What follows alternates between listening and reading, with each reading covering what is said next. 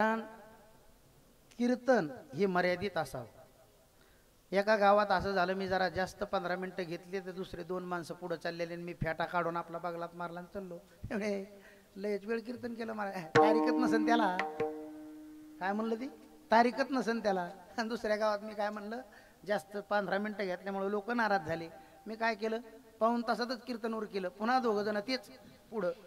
ते म्हणले, हा का रे रामभाऊ, महाराजांना लवकरच उरकून घेतला. दुसरा म्हणला, श्यामराव म्हणला, तेवढंच पाठ करून आला असेल. तुम्हाला एक सांगू का, ही जी लोक आहेत ना, लोक ऐका गड्या ऐका. अरे 50% समाज हा 24 तास आपल्या विरोधातच आहे. किती टक्के समाज? 50%. अरे लोक स्वतःच्या बापाला नाव ठेवल्याशिवाय जीवन करीत नाहीत काय, तर ते दुसऱ्याच्या बापाला काय समजणार आहे. म्हणून ह्या लोकांचा विचार करायचा सांगितला नाही महाराजांनी. तुका म्हणे तुम्ही ऐका वचन, त्या जुनिया जन भक्ती करा. तुका म्हणे तुम्ही ऐका वचन, त्या जुनिया जन भक्ती करा.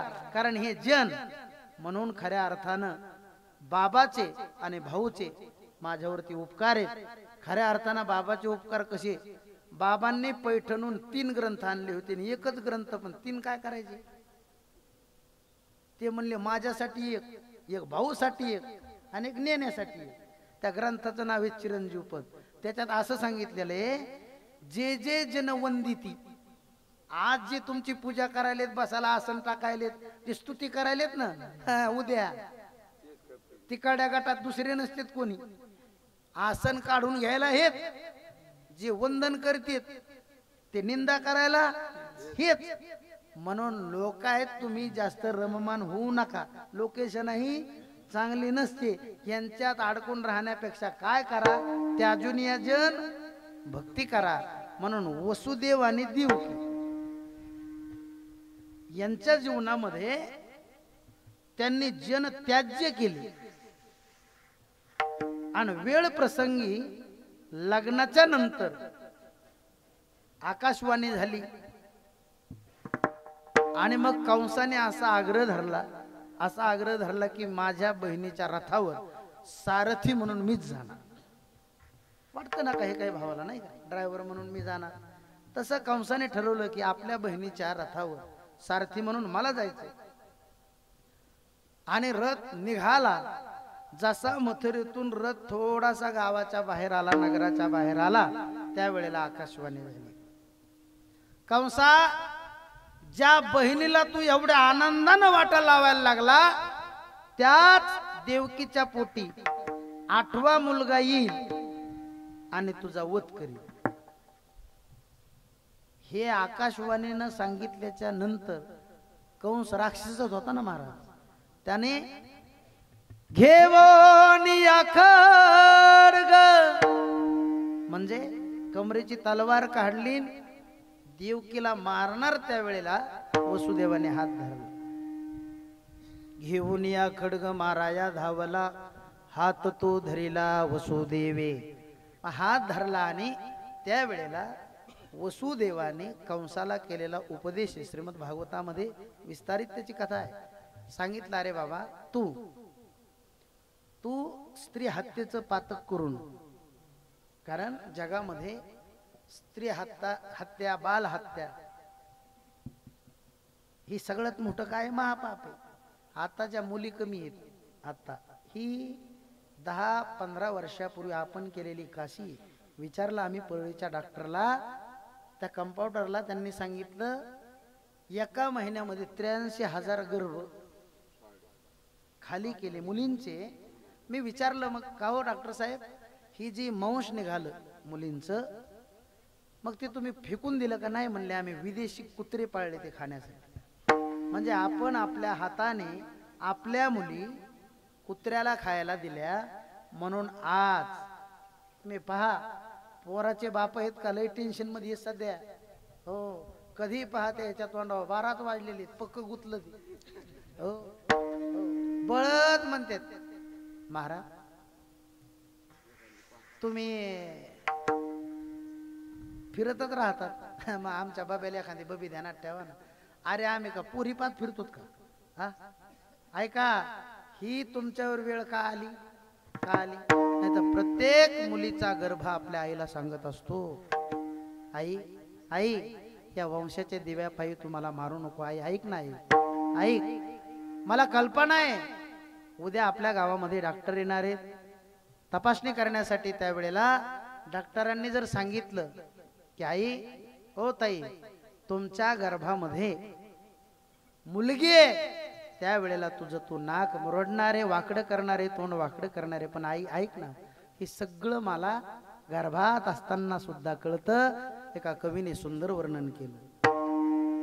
9 महिने 9 दिवसांनी झाली जग बघण्याची घाई 9 महिने 9 दिवसांनी झाली जग बघण्याची घाई वंशाच्या दिव्यापायी नको पण ती भिजवूय. म्हणून प्रत्येक मुलीचा गर्भ आपल्या आईशी बोलत असतो उद्या तुझ्या गर्भाची चाचणी होणार ग. मुलगी आहे म्हणून सारे नाक मुरडणार ग. पण आई माझ्याची मुकल्या कानाला सारी कुजबुज ऐकू येई वंशाच्या दिव्यापायी नको पण ती भिजवूय. आई वंशाच्या दिव्यापायी तू मला मारू नको असा प्रत्येक मुलीचा गर्भ 15 वर्षापूर्वी आपल्या आईला बोलत होता. पण आया सुद्धा एवढ्या निर्दयी झाल्या स्वतः त्यांनी मुलीचे गर्भ खाली करण्यासाठी संमती दिली आपल्या पतीला नवऱ्याला. म्हणून आज ही वेळ आली. म्हणून जीवनामध्ये कंसा तुझ्या जीवनामध्ये तू बाल हत्या आणि स्त्री हत्या ही कधीही करू नको हे मी तुला सांगतो. वाटल्यास एक काम कर आम्हा दोघांना तू कारागृहामध्ये ठेव जेवढी म्हणून मुलं होतील तेवढी मी तुला आणून देईल तुझ्या हवाली करील. ठरलं. आणि मग वसुदेव देवकी कारागृहामध्ये आहेत. वेळ कमी असल्यामुळे पहिला मुलगा झाला आणि तो मुलगा वसुदेवाने कंसाकडे दिला. त्यावेळेला कंसाने तो मुलगा हातात घेतला. तो गोजीरवाना मुलगा बघितला आणि कंसाला दया आली. कंस कोण आता? राक्षस होता. तो निरागस मुलगा बघून देवकीचा कंसाला काय आली? दया आली. आता मी असं म्हणतो राक्षस कंस होता का आपण मुलीचे गर्भ खाली केले खऱ्या अर्थाने आपण राक्षसी. अरे राक्षस असून त्याला त्या पहिल्या मुलाची काय झाली? दया आली. आणि आपण माणसं असून सुद्धा आपल्या हाताने मुली आपण कुत्र्याला खायला दिल्या. म्हणून खऱ्या अर्थानं आकारानं कंस राक्षस होता पण विचारानं माणूस होता. आपण खऱ्या अर्थानं आकारानं माणसं आहेत पण विचारानं कोण आहेत? राक्षस आहेत. विठाला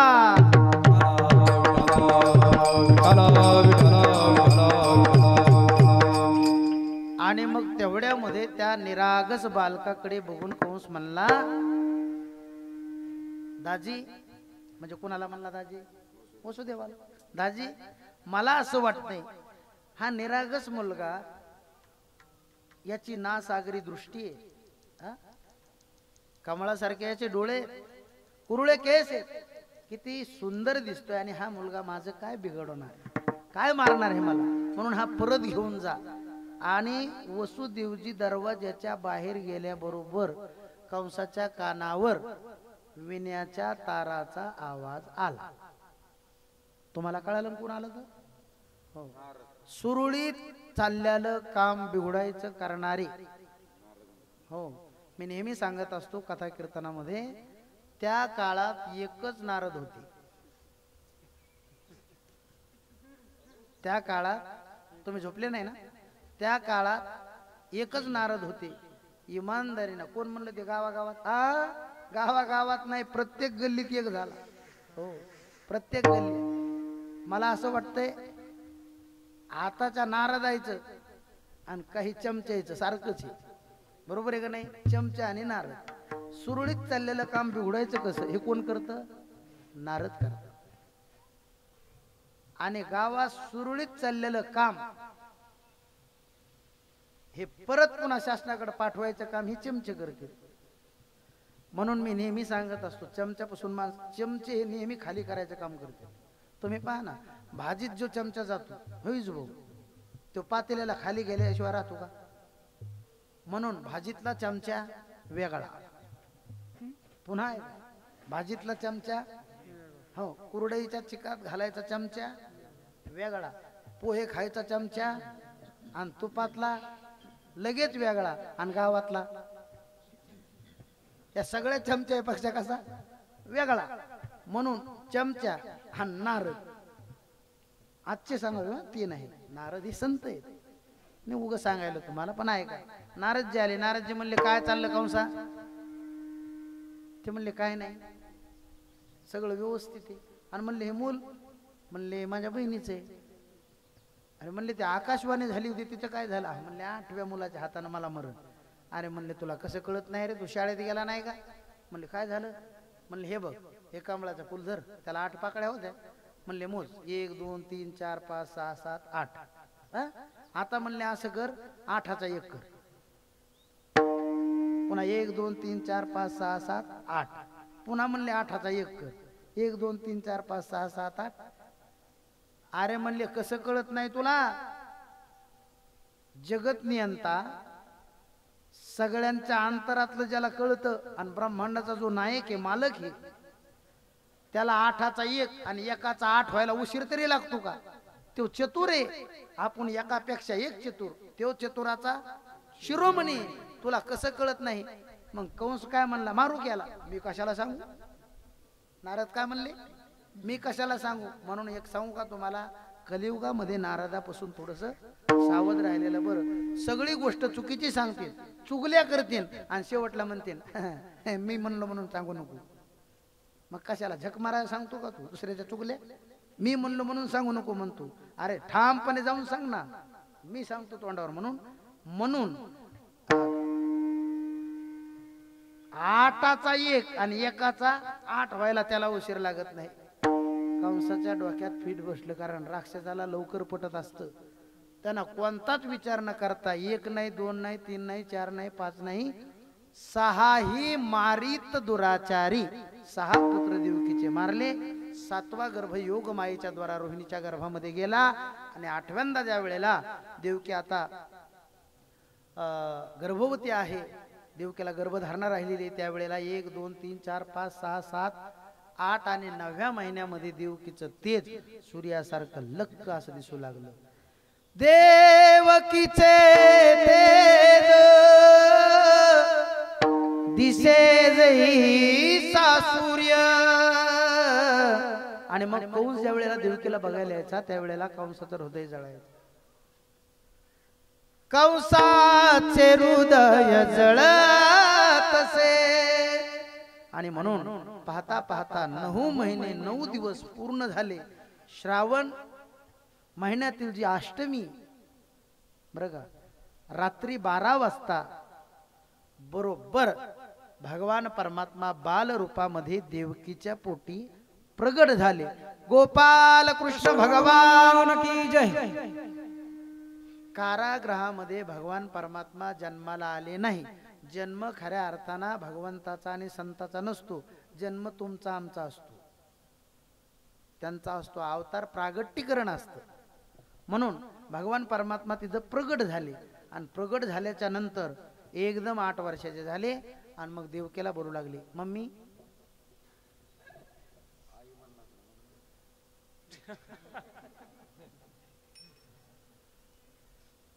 सुपीक डोकं आहे आमच्या पंथाचं.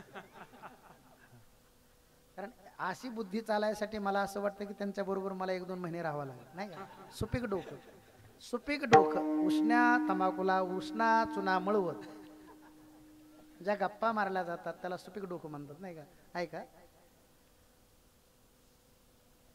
8 वर्षाचा बालक 80 वर्षाच्या म्हाताऱ्यासारखा आपल्या मम्मीला बोलू लागला, मम्मी आता कसं वाटतं तुला? देवकी म्हणली लाज वाटते का तुला? हा, कोणी म्हणेल का तू माझा आहे म्हणून? अगं मम्मी काय झालं, मी मोठा झालेलो आवडलं नाही तुला? अरे नुकताच जन्माला आला ना, 8 वर्षाचा झाला, कोणत्या आईला बरं वाटेल? लहान मुलगा काय करतो? अगं आई मी लहान मुलगा बोलायची वाट पाहते म्हणून 80 वर्षाची आजी 85 वर्षाचे आजोबा म्हणतात बाला बोल बाला, असं म्हणतात का नाही? ते बोलावं लवकर म्हणून शिकतात का नाही? आणि मी बोलायला तर तू नाही म्हणाली. अरे तसं नाही, लहान बाळ जन्माला आल्याच्या नंतर त्याची शोभा कशात आहे? कशात आहे? बोलण्यात, रडण्यात आहे. रड. भगवान परमात्मा म्हणले हे बघ, मी रडायसाठी इथं आलेलो नाही, मला काहीला हसवायचे आणि काहीला रडवायचे. कारण भगवान परमात्मा इथं अवतार घेतो कशासाठी? कशासाठी? भक्ता राखे आणि दुर्जनाशी संवारी. हा, त्याच्यामुळे तू त्या भानगडीत मला पडायला लावू नको, मी याच्यासाठी मोठा झालो. आता तू एक काम कर, नंदाच्या घराला मजने गोकुळाला, नंदाच्या घराला माया उपजली देते, ठेवी मजानी देते. तू हे काम कर.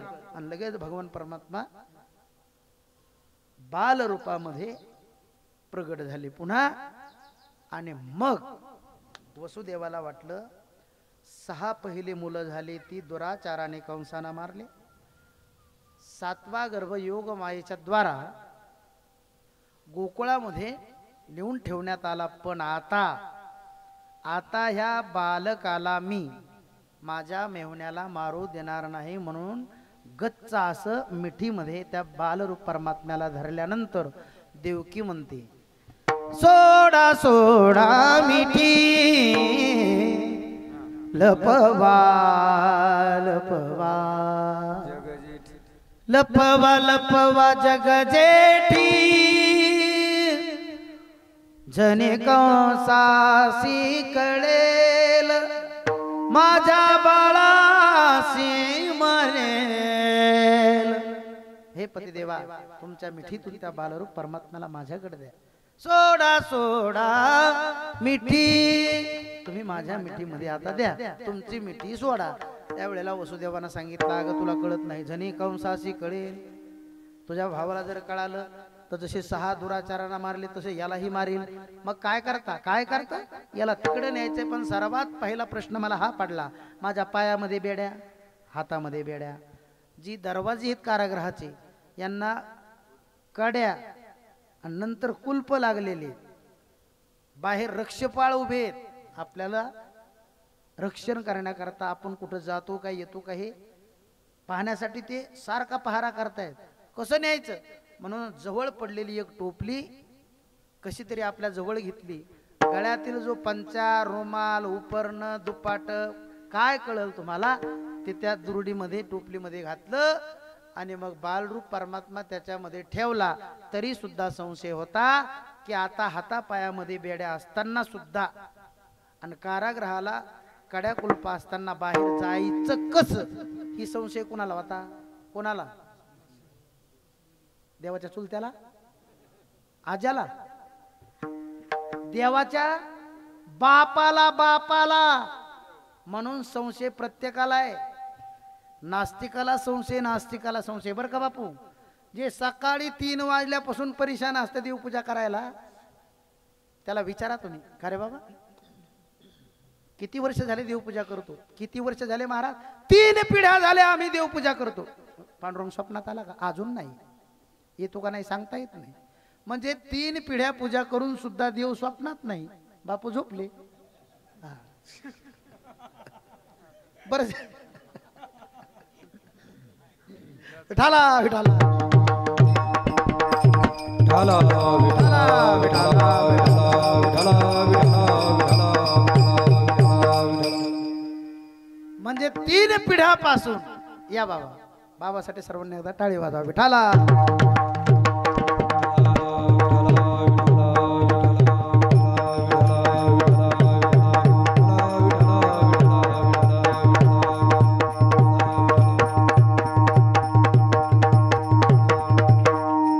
खऱ्या अर्थानं म्हणजे आता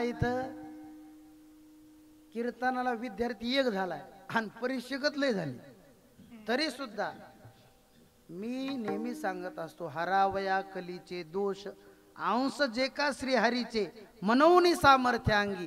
माझ्या अंगात जे बोलण्याचं सामर्थ्य आहे, माझ्या अंगात बोलण्याचं जे सामर्थ्य आहे ते ज्या श्री गुरुमुळे विठाला.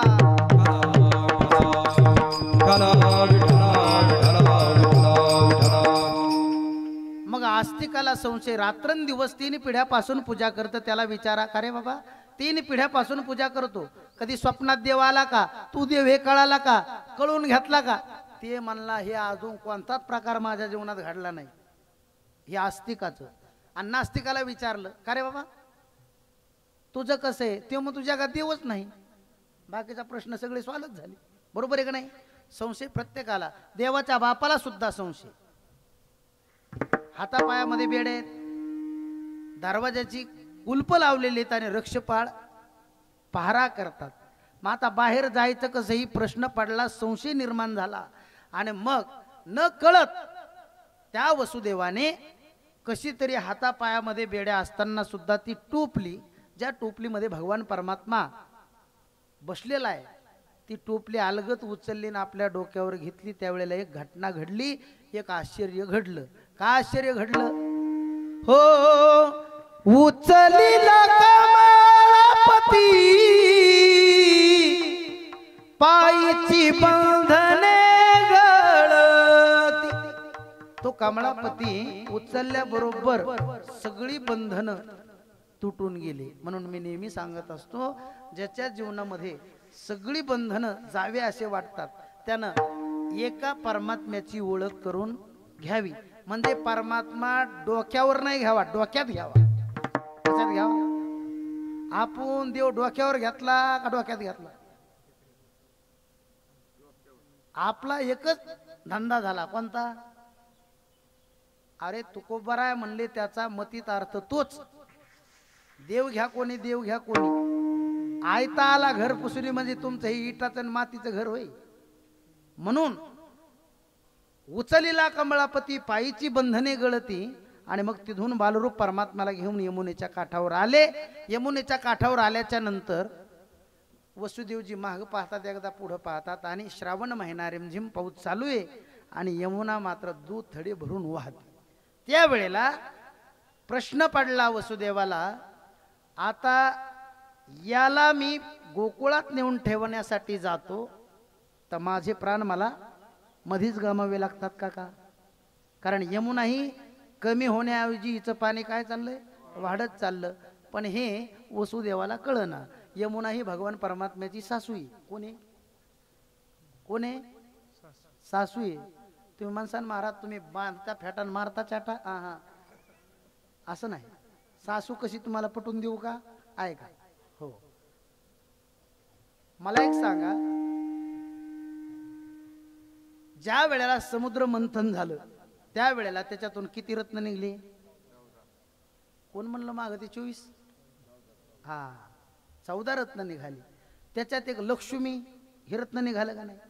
मग भगवान विष्णूच्या अंगावर पिवळा पितांबर पाहून समुद्र भाळल्या गेला आणि स्वतःची लक्ष्मी ही कोणाला दिली? भगवान विष्णूला दिली. भगवान विष्णू कोणाचा अवतार? शेषाचा. भगवान विष्णू कुणाचा अवतार? जाऊ द्या. भगवान विष्णूने पुन्हा द्वापार युगामध्ये कोणत्या रूपाने अवतार घेतला? श्रीकृष्ण कोण आहे?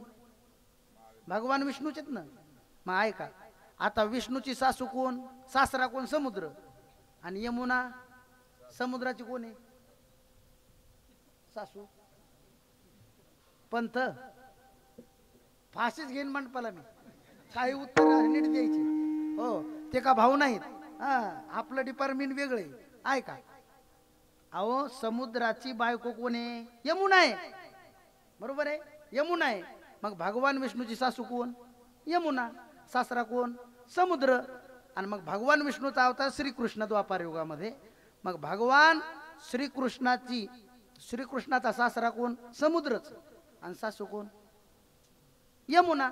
आता सासून विचार केला, त्या काळात दर्शन घ्यायचे मी राहिले, मला कळालं नाही हे ब्रह्मांडाचा धनी आहे म्हणून, पण या जन्मात मी हे चान्स सोडणार नाही. म्हणून यमुनेचं पाणी हळूहळू हळूहळू कमी होण्याऐवजी वाढत होतं. पण वसुदेवानं विचार केला, जर एखाद्या द्वारपालानं सेवकानं पाहिलं आणि कंसाला सांगितलं तर याचा काटा काढल्याशिवाय कंस काय गप भरणार बसणार नाही. म्हणून आपण मेलो तरी चालेल, बरं का, आपण मेलो तरी चालेल, पण आपला मुलगा जिवंत राहणं गरजेचं आहे. एक सांगू का तुम्हाला, माफी मागून सांगतो, कारण मी काय मायबापाची सेवा करीत नाही. मी राहतो आळंदीला आणि मायबाप राहते शिवणगिरीला, तरी सुद्धा माफी मागून सांगतो. ऐका, ते माझ्या प्रारब्धात नसेल एखाद्या वेळेला, ते माझी मला माहिती, तुम्ही ते काही जास्त डोक्यात घेऊ नका. हा, जे मी सांगतो ते डोक्यात घ्या. पण ऐका, प्रत्येक बाप आपला मुलगा जिवंत राहण्यासाठी रात्रंदिवस प्रयत्न करतो. म्हणून आज जी मोठी मुलं झालेली आपल्याला दिसतात ती त्यांच्या प्रयत्नापेक्षा बापाच्या खांद्याने मोठे झालेले दिसतात. म्हणून मी नेहमी सांगत असतो, गड्या ऐका ऐका, जोपर्यंत बाप जिवंत आहे तोपर्यंत असं समजायचं आपला सुखाचा सागर सुखानं भरलेला आहे. ज्याला बाप नाही ना, अरे 50 मजल्याची इमारत बांधू द्या आणि त्याचा बाप जिवंत नसू द्या, त्याच्या घर भरणीला वास्तुशांतीला एवढं मोठं कार्य करून सुद्धा त्याला समाधान वाटत नाही. जगाच्या थापेत जेवढं समाधान नाही तेवढंच बापाच्या. जगाची थाप ही केव्हाही मिळू शकते, पण बापाची थाप ती बापाचीच असते. म्हणून एका कवीनं असं सुंदर वर्णन केलं, बाप आपल्यासाठी करतो काय. आज वसुदेवजी आपल्या डोक्यावरती बालरूप परमात्म्याला घेऊन, आपला मुलगा घेऊन यमुनेमध्ये प्रवेश करायला लागले, त्यावेळेला आपल्या देहावर उदार झाले. देह जावो अथवा राहो, पण आपला मुलगा जिवंत राहायला पाहिजे. किती प्रतिज्ञा केली पहा. ऐका, प्रत्येक बाप प्रपंचामध्ये हीच प्रतिज्ञा करीत असतो. म्हणून ज्याचा बाप मेला आणि आपल्या मित्राचा बाप जिवंत असेल तर तो मित्राच्या बापाकडे बघून सारखा झुरत असतो. आपला बाप जर असता तर शाबासकीची थाप आपल्या पाठीवर दिली असती. म्हणून मी नेहमी सांगत असतो, मला कस तरी होतया बाप लोकांचा बघताना, माझा उदका दाटतोय या गोष्ट बापाची सांगताना. अरे एखाद्या वेळेला आपल्या गावची जत्रा आली म्हणजे बाप फाटक्या कापडांनी त्या यात्रेमध्ये फिरतो ना, आपल्या मुला बाळांना नवीन कापड आणून देतो. आली जत्रा गावाची बाप मंठाला जायचा, उदार पाधार कापड पोरा नानायाचा. जुन्या फाटक्यानी बाप जत्रेत फिरायचा, मुला बाळाची चिंता सदा मनात धरायचा. म्हणून आपल्या जीवनामध्ये बाप हे छत्र जोपर्यंत आहे तोपर्यंत एखाद्या वेळेला पांडुरंग परमात्म्याचं दर्शन तुम्ही नाही घेतलं तरी चालेल गड्या, पण आपल्या बापाचं दर्शन जर तुम्ही घेतलं महिन्यात एकदा घ्या. तसं दररोज घ्यायला पाहिजे, पण मी रोज घेत नाही ना, मग महिन्यात कसं सांगू रोज. म्हणून महिन्यात एकदा जरी आपल्या मायबापाचं दर्शन घेतलं तरी आपल्याला जगात किती मोठा यज्ञ करू द्या, त्या यज्ञानं जे पुण्य प्राप्त होतं तेच मायबापाच्या दर्शनानं. विठाला म्हणून आपल्या देहाची पर्वा न करता मेलो तरी चालेल, पण मुलगा वाचला पाहिजे. मग यमुनेमध्ये प्रवेश केला वसुदेवाने. मग घोट्या एवढं पाणी, मग पोटऱ्या एवढं पाणी, मग गुडघ्या एवढं, मग मांडीपर्यंत, मग कमरापर्यंत, छातीपर्यंत. आता वसुदेवाच्या पाणी तोंडात जाणार तेवढ्यामध्ये बालरूप परमात्म्याने विचार केला, बस बापाची परीक्षा किती बघायची. म्हणून डाव्या पायाचा अंगठा यमुनेच्या पाण्याला लावला, यमुनेला दर्शन दिलं. पूर शांत झाला, यमुनेनं वाट दिली. पूर चढला अचाट, त्याशी लावेला अंगुष्ठ. आणि मग भगवान परमात्म्याला, बालरूप परमात्म्याला ज्या वेळेला गोकुळामध्ये नेऊन ठेवलं आणि मायेला घेऊन वसुदेवजी परत आले. कारागृहात आले त्यावेळेला माया डोक्यावर असल्यामुळे जे मूर्छित पडलेले द्वारपाल होते ते जागे झाले. जे दरवाजे उघडलेले होते ते लागल्या गेले, कड्या लागल्या गेल्या, कुलप लागल्या गेले आणि हातापायामध्ये बेड्या आल्या. हा फरक कसा झाला महाराज ऐका. ज्यानं भगवान परमात्मा डोक्यात घेतला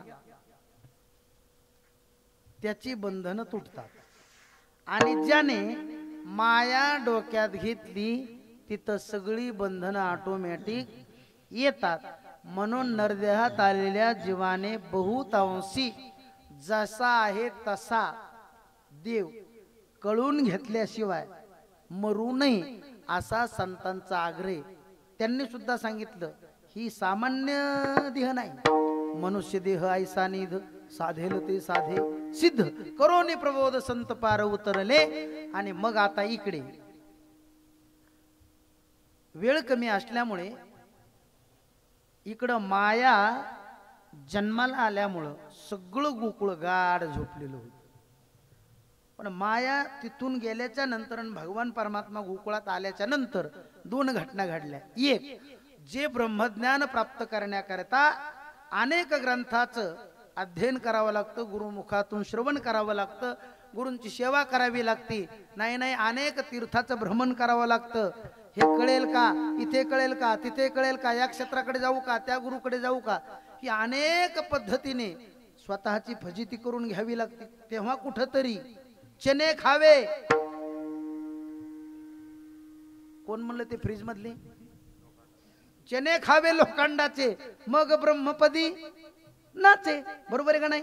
मग जे ब्रह्मज्ञान प्राप्त करण्याकरता एवढे सायास एवढे कष्ट करावे लागतात. आता सामान्य कष्ट आहेत का हो? आहे का. स्वानंद सुखनिवासी गुरुदेव विठ्ठल बाबा शिवणगिरीला दुसऱ्याच्या कामावर असताना ते काम करून पुन्हा रात्रीचे उसवदला पाठाला जायचे. मला असं वाटतंय की बाबापेक्षा आणि भाऊपेक्षा मीच भाग्यवान ठरलो. तुका म्हणे मज न घडता सेवा. प्रमाण कसे. तुका म्हणे मज न घडता सेवा. पूर्व पुण्य ठेवा. म्हणजे त्यांनी केलं आणि ते मला कामाला आलं. म्हणून ब्रह्मज्ञान प्राप्त करण्याकरता स्वानंद सुखनिवासी गुरुवर्य केशव महाराज उसवतकर अण्णा यांच्याकडे पाठाला जात होते. कोण. बाबा. किती हाल अपेष्टा, पाऊस, त्या पूर्णेला पाऊस.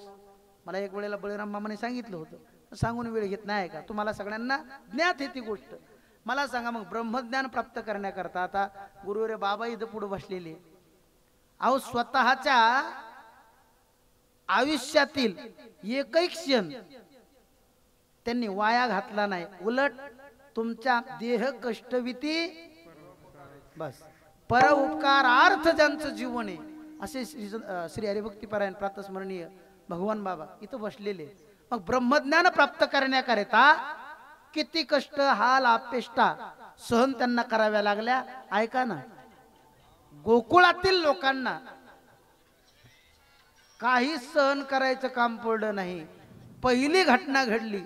लोका गोकुळीचा झाले ब्रह्मज्ञान केलिया वाचून जपत. दुसरी घटना घडली. रात्रंदिवस एक चिंता सगळ्यांना त्रस्त करायची. कोणती.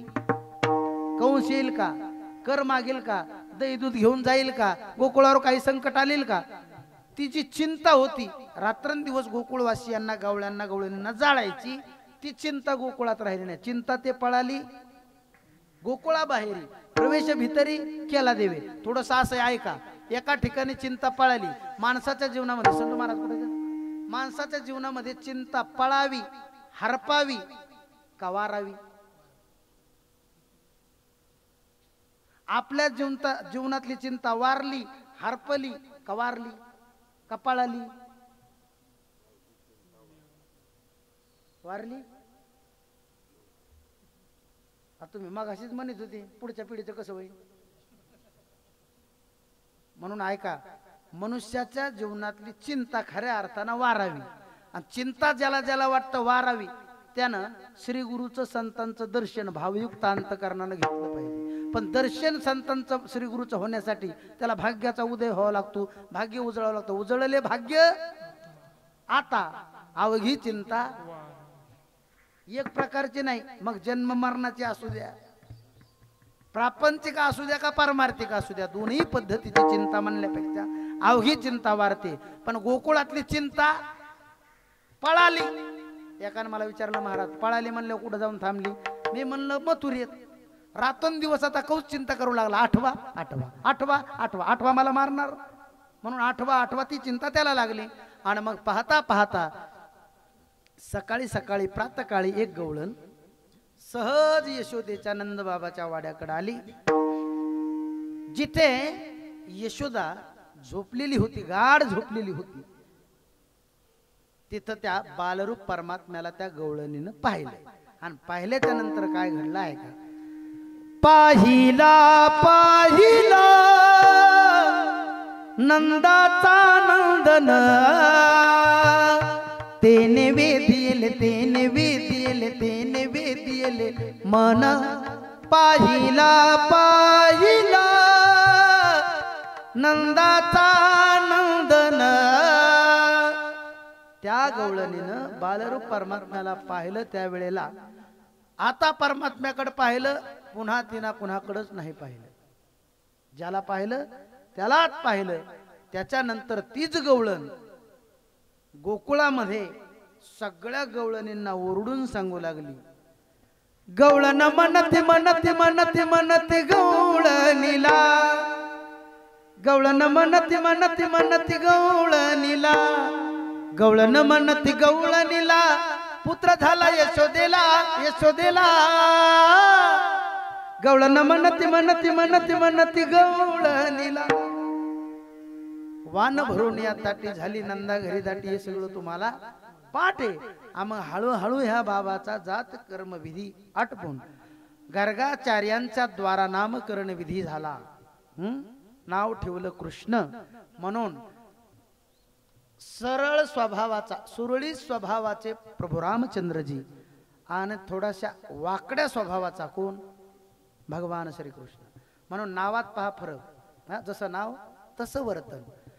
प्रभू रामचंद्राचं नाव सरळ आहे. राम म्हणलं की तोंड उघडतं, मग म्हणलं की जे आतलं पाप आहे ते बाहेर जातं, पुन्हा तोंड मिटकत.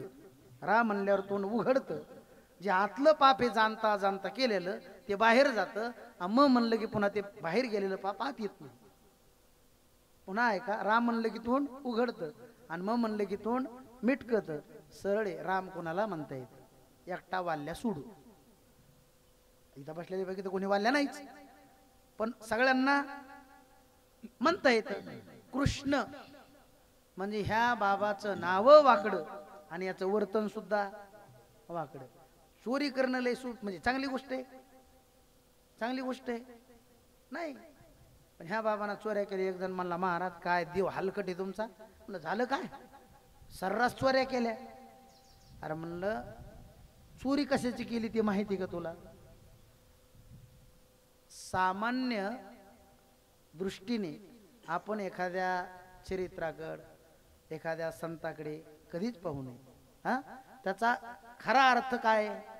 खरा अर्थ असा आहे की चित्त चोरलं भगवान परमात्म्याने. चित्त चोरी येले नंदाच्या नंदने तुका म्हणे येणे गरुड ध्वजे.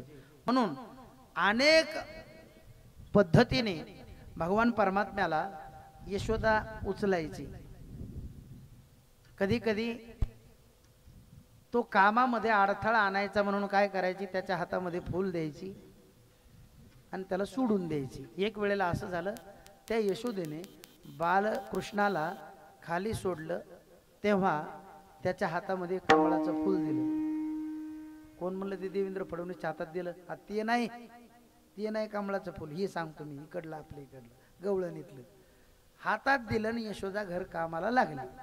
पाहता पाहता असं झालं की भगवान श्रीकृष्ण परमात्मा रांगत रांगत रांगत रांगत एवढ्या दूर गेली. आणि मग यशोदा ज्याला त्याला विचारू लागली, माझा कृष्ण देखील का,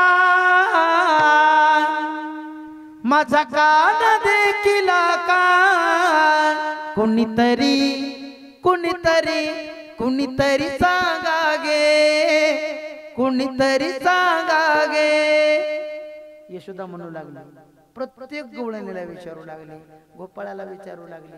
त्यावेळेला एक प्रौढ वयाची म्हातारी गवळण म्हणू लागली, यशोदे बऱ्याच दिवसांना तुला मुलगा झाला आणि तो मुलगा तुला सांभाळायची अक्कल नाही. त्यावेळेला यशोदेनं सांगितलं, आई तसं नाही,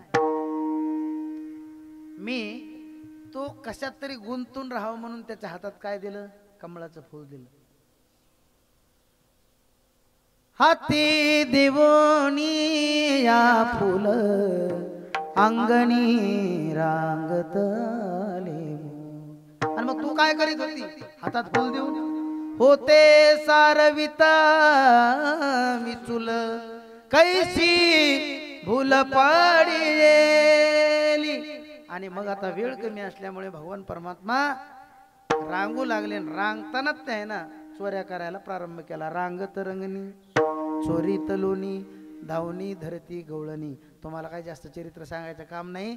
माझ्यासारखे महाराज तुम्ही लय गिळले तरी तुमच्यात असा थोडासा फरक पडलेला नाही. त्याच्यामुळे मी जास्त ताण घेत नाही. आमचे भाऊ सांगत असतात, ह्या पाय गाड्या म्हणे नेण्या तुला नेहमी सांगत असतो मी एक गोष्ट करायची. ह्या पाय बस मध्ये माणसं बसू नाही तर न बसू, ड्रायव्हरचं काम बस चालणे कंडक्टरचं बिल देणे. बरं बस मध्ये माणसं बसली म्हणजे पगार जास्त असं काही आहे का?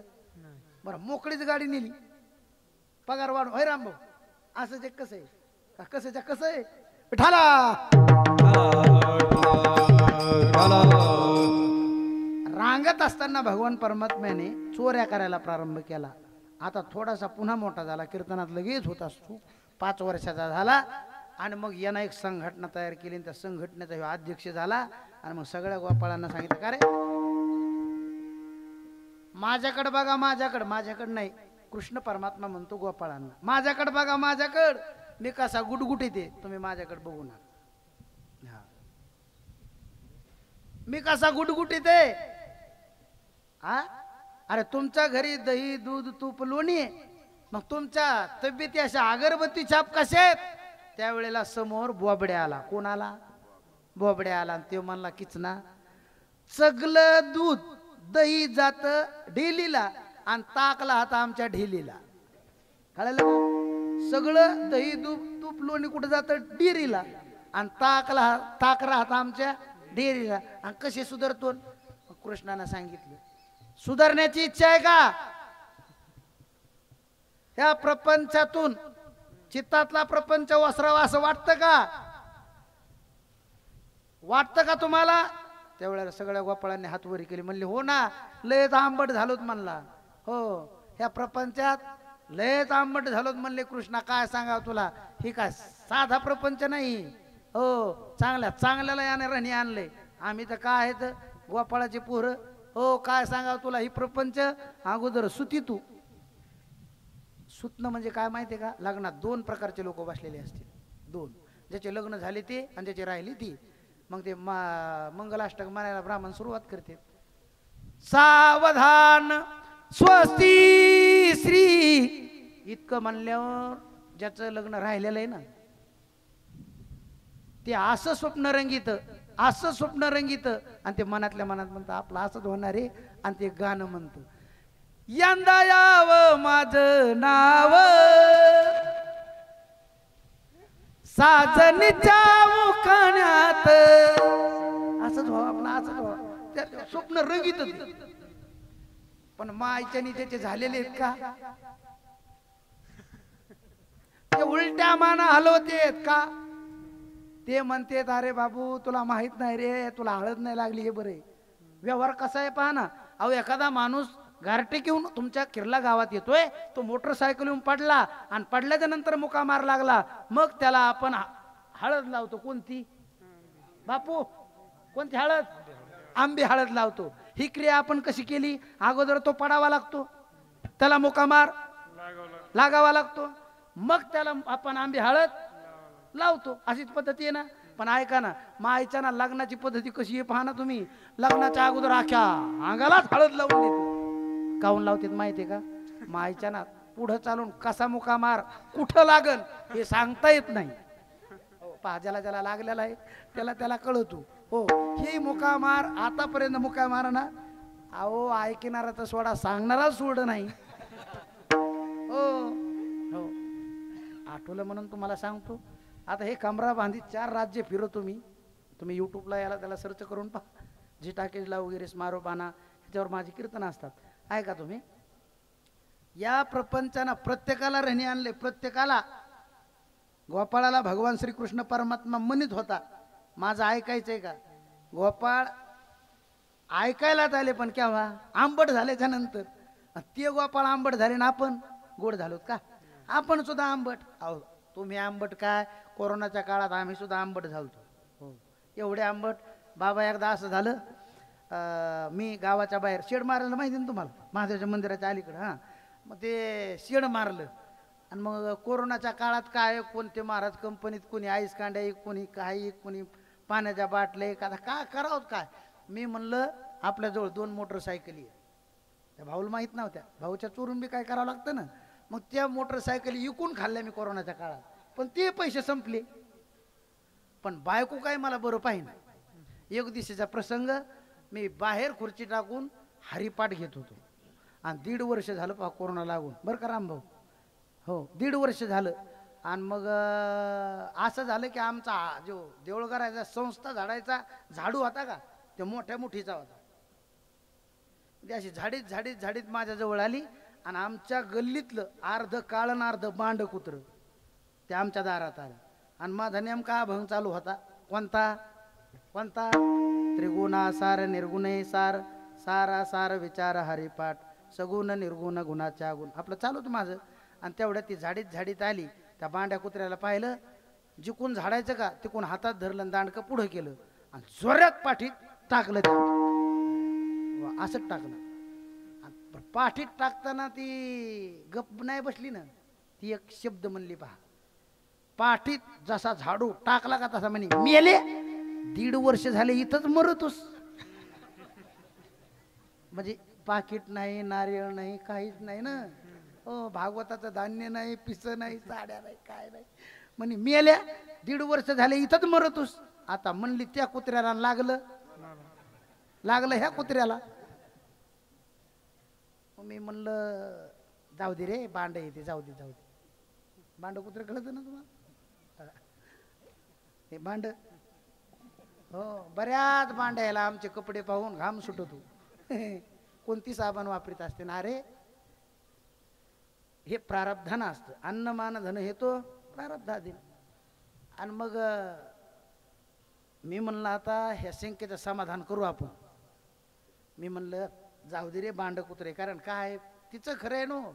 दररोज पाकिटं यायचे, पाकिटं बंद, नारळ बंद, धान्य सगळंच बंद ना. 1.5 वर्ष घरी म्हणल्यावर मी एक दिवशी मला सुद्धा झोप येईना.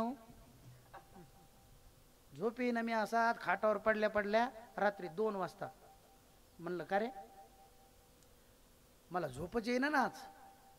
तू त्या कुत्र्याला बांड म्हणल्यापासून म्हणून नाही, पण खरंच सांगतो मला झोप येईना. ते म्हणे मग मी काय करू, तुम्हाला झोप येण्यासाठी झोपा ना माय. म्हणलं एक काम कर ना, इमानदारीनं आतापर्यंत जितके भागवताचे शिवपुराणाचे पैसे चोरले तर चिल्लर, त्याच्यातले 10% का पुडीत भांग पाकिट काय झालं तेव्हा. आणि एक नारळ घे, देवाऱ्यातून बुक्का घे, खालून पाकिट वरून नारळ आणि मला बुक्का लावून माझ्या हातात दे. तिनं चोरलेल्या पैशातून थोडेफार पैसे पाकिटात टाकले, पेपरमध्ये एक पुडी बांधली, खालून पाकिट मध्ये नारळ आणि मला बुक्का लावला. जसं ते पाकिट नारळ हातात दिलं का इमानदारीने तसाच झोपी गेलो मी. अशी शांत गाढ झोप लागली. म्हणल्यापेक्षा मी असा म्हणू लागलो झोपीत, हरी सुखे मी निजलो गा. मस्त झोप लागली मला. दुसऱ्या दिवशी उठलो, म्हणलं का रे मला ते बदला घ्यायचा होता ना. कुत्र म्हणलेली मला. शेवटी मी 12 गावचं पाणी प्यायला. म्हणलं असं आहे का, चल म्हणलं आपण शॉपिंगला जाऊ. भाऊ म्हणले अरे कोरोना आहे माऊली कशाला जातोस. म्हणलं नाही नाही भाऊ, आम्ही मुंगशे घालून जातो. काय म्हणतात त्याला, नाही बैलाचे गेले माणसाला आले म्हणून मला वाटलं मुंगशे म्हणतात का काय, म्हणून ते मास्क घालून जातात म्हणून गेलो रामनगरला. बा रामनगरला गेलो. माझ्या डोक्यात एकच राग, कोणता, बांड कुत्र म्हणलेली मला. ते राग डोक्यातून गेला नाही. झाला असं पहा, रामनगर जवळ गेल्यावर समोरून बरेच गाढव येत होते. गाढव, मग गाढव येत असताना हिनं गप माराव ना, ही काय मला म्हणते भाऊ मी काय म्हणते, हे दोन शब्द मला अजून कळाले नाही आणि तुम्हाला कळाले असतील बाबा सोडून भाऊ सोडून तर तुम्हाला धन्यवाद. होय वन मी काय म्हणते, जुलाब लागलेली असू द्या हो नवऱ्याला आणि निश्चय माऊली म्हणा होय बा मी काय म्हणते. हो ताकद येते शब्दामध्ये. आणि मग ही मला म्हणते होय व मी काय म्हणते. म्हणलं म्हण ना, काय वाटतं का म्हणे तुम्हाला, 1.5 वर्ष झाले कोण्या पाहुण्याची रावण्याची भेट नाही, तुमचे पाहुणे आले पुढून त्या राम राम घाला म्हणजे गधे आमचे. होय योगेशराव, गधे आमचे, तुम्ही कोण आहेत आमची, मग गधे आहेत का तुम्ही. म्हणे पाहुण्याला राम राम घाला म्हणजे गधे आमचे पाहुणे झाले. इमानदारीनं मी खाली उतरलो, धोत्रावरच होतो. सगळ्यात म्हातारं गाढव पाहिलं, सगळ्यात म्हातारं गाढव पाहिलं आणि त्याच्या पुढे लोटांगण घालून म्हणलो राम राम सासरे बा. मग तर बायकोच्या तळपायाच्या मस्ता केली की माझ्या बापाला गाढव केलं यानं. म्हणलं चल शॉपिंग करायची जाण्याला, मला नाही घ्यायचं चुलीत घाला. पण म्हणलं घरी चल. घरी गेलो, तिचं डोकं रागानं भरलेलं. आणि मग झालं असं की मी म्हणलं का रे, बाजावर बसलो मी असा खाटावर, म्हणलं पाणी आण रे विवेक. म्हणजे लहान मुलगा माझा पाणी आणायला गेला. शेवटी लहानच ना तो, त्याला कशाची तरी ठेच लागली, तो पळला ग्लासही पाण्याचा सांडला. सांडल्याबरोबर ही आली तिथं. मी म्हणलं काय झालं रे, पाणी नाही आणलं. लगेच हिला सुद्धा राग काढायचा ना, मग तिनं माझ्यावर कसा काढी, मला कसं मारीन. हा लोकांच्या मारतात ते वेगळा भाग आहे, पण समजा मला कशी मारीन. शेवटी मी लहान का असाना पण महाराज आहे ना. हो मला कशी मारीन. पण राग काढायचा तिनं काय केलं, लहान्या पोराला असं उचललं, त्याचा उजवा हात धरला आणि पाठीत झापका द्याला, म्हणजे रट्टा द्याला एक, पण नुसता रट्टा नाही द्याला. चापट मारताना ती काय म्हणली माहितीये का, गध्याच्या काय म्हणली नाही हाय का नाही, त्या जवळ पाहणीच सध्या ती आख्या महाराष्ट्रातली गेली, विष्णू पंथा जवळ आली. विठाला आहे का, सगळ्यांचं असं होतंय. मग गोपाळाला सांगितलं तुम्हाला पोटभर खायचं का, मग एक काम करा, याल तरी यारे लागे, याल तरी यारे लागे हो, याल तरी यारे लागे अवघे माझ्या मागे मागे, याल तरी यारे लागे अवघे माझ्या मागे मागे. आजी देतो पोट भरी पुरे म्हणाल तो बरी. आणि मग अनेक पद्धतीने वेड्या वाकड्या भोबड्या सुदाम्या या सगळ्यांना एकत्रित करून भगवान परमात्म्याने संघटना तयार केली आणि आता चोरी करण्यासाठी निघाली. एका घराजवळ गेली. त्या घराला होतं सवने, पहिल्यांदा सवने राहायचे घराला. आणि मग सांगितलं कृष्णाना, ऐका रे वेड्या वाकड्या बोबड्या सुदाम्या, ऐका सगळ्यांनी आता डोळे झाका, मी एक मंत्र म्हणतो, आपण डायरेक्ट सवण्यातून त्या घरामध्ये, ज्या घरामध्ये दही दूध तूप लोणी, तिथं आपण प्रवेश करणार. योग असा, त्या घरामध्ये जी सासूरूपी गवळण होती ती झोपलेली, सून सुद्धा झोपलेली, गवळी बाहेर झोपलेली. गाढ झोपेमध्ये असताना भगवान परमात्मा त्या सवण्यातून सगळ्यांना घेऊन आत गेले. भरपूर दही दूध तूप लोणी खाल्लं, तृप्तीचा ढेकर दिला.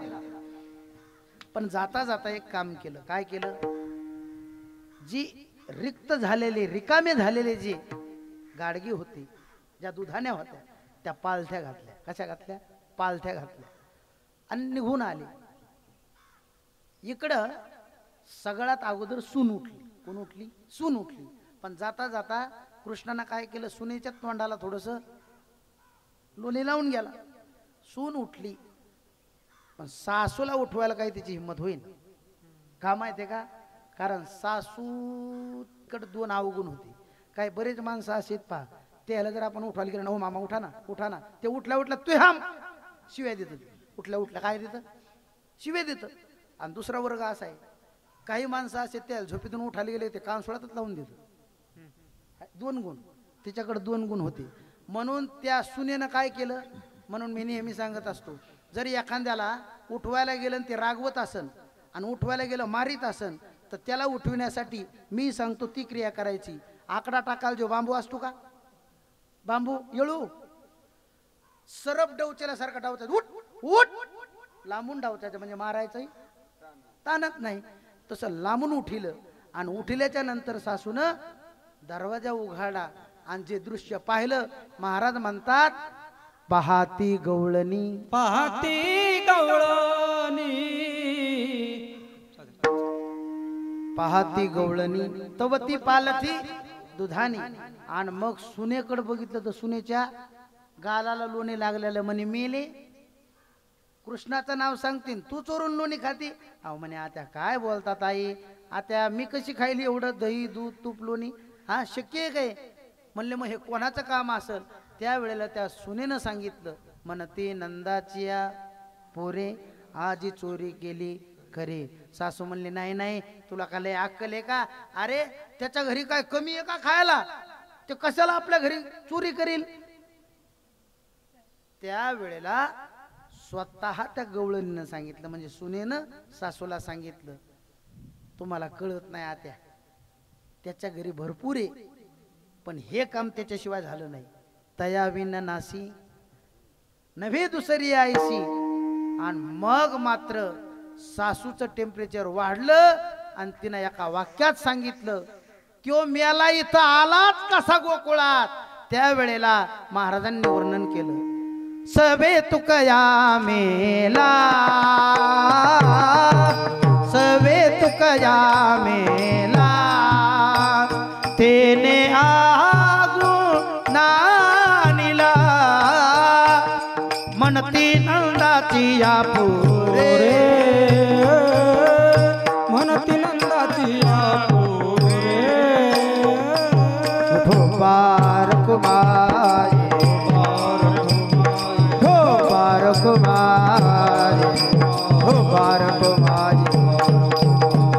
आणि मग रात्रंदिवस अशा घोड्या भगवान श्रीकृष्ण परमात्मा गोपाळांना घेऊन करतो.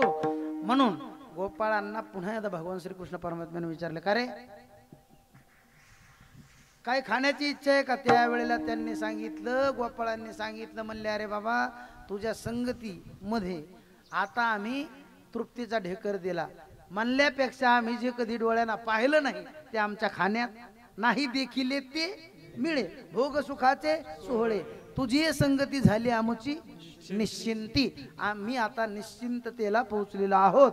आता आम्हाला काही खाण्याची आवश्यकता नाही. अष्टभोगापैकी तू कोणता जरी भोग दिला तरी आम्ही तो भोग भोगण्यासाठी आता तयार नाही. मग आता एक काम करा. काय करा चला एक खोडी करू आणि जाऊ. गोपाळ कृष्ण भगवान परमात्म्याने सांगितल्याच्या नंतर सर्व गोपाळ म्हणले जरा तिकडं तुझ्या वाड्याच्या पुढे बघ कृष्णा तुला अक्कल आहे का. हा सगळ्या गोकुळातल्या गवळणी आमच्या दारात नाही तुझ्या दारात आहेत. गवळणी घरानी सांगती यशोदेशी दही दूध खाऊन या पळून जातो ऋषिकेशी लाड कहा तुझा काना तुझी तुला गोड वाटे. ही सगळं झाल्याच्या नंतर मग कृष्ण घरात होता तो बाहेर आला आणि मग यशोदेनं सांगितलं कृष्णा तुला आता सक्त ताकीद करते कोणाच्या घरी जायचं. कृष्णा तुला मी ताकीद करते घरी कुणाचा जाऊ नको. कुणाच्या घरी जायचं नाही आणि म्हणून आता तू बाहेर जायचं नाही म्हणून घरी खोड्या केल्या. आता याच्या खोड्या थांबत नाहीत म्हणून त्याला शाळात घातलं. सांगितलं उद्या जाई राना सवे घेऊन गोदना उद्या जाई राना सवे घेऊन गोदना. उद्या शाळात जा. आणि मग नाना प्रकारची शिदुरी केली. सर्व गोपाळांना सांगितलं तुम्ही सगळेजण माझ्यासोबत गाया घेऊन आता यमुनेच्या तटावर चला वृंदावनामध्ये चला. आणि मग पाहता पाहता सर्व गोकुळातील गायी ही सगळी एकत्र आले आणि निघाले. त्यावेळेला एका वाक्यात यशोदेनं सांगितलं, जवळीची खेळा नका जाऊ दुरी, सांभाळा वनमाजी वनमाळी प्राण माझा. तिथं गेले, नाना प्रकारचे खेळ खेळले आणि मग खेळ खेळून मात्र सगळेजण गोपाळ थकले. त्यावेळेला त्यांनी सांगितलं, खांदी भार पोटी भूक काय खेळायाचे सुख, खांदी भार पोटी भूक काय कीर्तनाचे सुख, आता काय कीर्तनात सुख वाटाना. बरोबर आहे का नाही? आणि म्हणून त्या भगवान परमात्म्याने गोल आकारामध्ये सर्व गोपाळांना बसवलं. खडकी सोडियेल्या मोठा आजीचा दही काला गोमटा. आणि म्हणून अशा पद्धतीनं हा काला द्वापार युगामध्ये भगवान श्रीकृष्ण परमात्म्याने गोपाळांना दिला. समतेचा काला, अनेक जातीचे यातीचे इंद्रियाने व्यंग असलेले असे गोपाळ एकत्र करून भगवान परमात्म्याने समतेचा काला द्वापार युगात दिला. तोच काला कलियुगामध्ये श्रीक्षेत्र पंढरपूरमध्ये चंद्रभागेच्या वाळवंटामध्ये सकल संत एकत्रित आले. नामदेव महाराज कीर्तन करू लागले. जनाबाई महाराज त्यांच्या पाठीमागं डोळे झाकून उभ्या होत्या. डोळे उघडे ठेवून त्या कीर्तन करीत नव्हत्या, प्रमाण देत नव्हत्या, पाठीमागं डोळे झाकून उभ्या होत्या. आणि मग जनाबाईनं सांगितलं, बरं का, ऐका ज्ञानदेवा, आता तुम्ही अभंग गा. जनी म्हणे बोला ज्ञानदेवा अभंग, अभंग बोलत रंग कीर्तनी भरला. प्रेमाचे छंद विठ्ठल नाचू लागला. किती देव नाचला, किती देव नाचला, नाचता नाचता देवाचा गळाला पितांबर. मग असा पितांबर गळेपर्यंत जिथं देव नाचला तिथंच काला केला. मग तिथं काला करीत असताना समतेचा काला सर्वात पहिल्यांदा कलियुगामध्ये कोणी कोणाला द्याला, तर त्याचं उत्तर आहे का? एकच टाळी झाली चंद्रभागे वाळवंटी, माझा ज्ञान राजा गोपाळाशी लाह्या वाटी. वाळवंटामध्ये म्हणजे द्वापार युगामध्ये भगवान श्रीकृष्ण परमात्म्याने गोपाळाला दिला. कलियुगामध्ये भगवान श्री ज्ञानोबरायांनी तुम्हा मला दिला. याहीपेक्षा दक्षिण काशी श्रीक्षेत्र पैठण निवासी शांती ब्रह्मश्री एकनाथ महाराजांच्या कुळामध्ये ज्यांचा अवतार झाला त्यांनी सुद्धा काला दिला. कसा दिला? भानुदास गीती गात प्रसाद देतो पंढरीनाथ. अशा पद्धतीचा काला करण्याची पद्धती आहे. द्वापार युगात भगवान परमात्म्याने गोपाळाला दिला. कलियुगामध्ये श्री संत ज्ञानेश्वर महाराजांनी सकल संतांना दिला. आणि त्यांच्याच कृपा आशीर्वादाने स्वानंद सुखनिवासी गुरुरे विठ्ठल बाबा, गुरुरे बाबाराव महाराज, गुरुरे भगवान बाबा यांच्या कृपा आशीर्वादाने त्यांच्याच संगतीमध्ये किर्ला या गावात मंठा तालुक्यात जालना जिल्ह्यामध्ये महाराष्ट्रामध्ये ओंकारेश्वर भगवान परमात्म्याच्या कलशारोहणाच्या निमित्ताने आजची काल्याची कीर्तन सेवा महाप्रसाद त्यांच्या हाताने आपल्याला भेटतोय. तो प्रसाद सर्वांनी घ्यायचा. म्हणून सर्वांना विनंती आहे, या अभंगाचा अर्थ असाच असेल असा माझा दुराग्रह नाही, पण असाच नसेल असं नाही.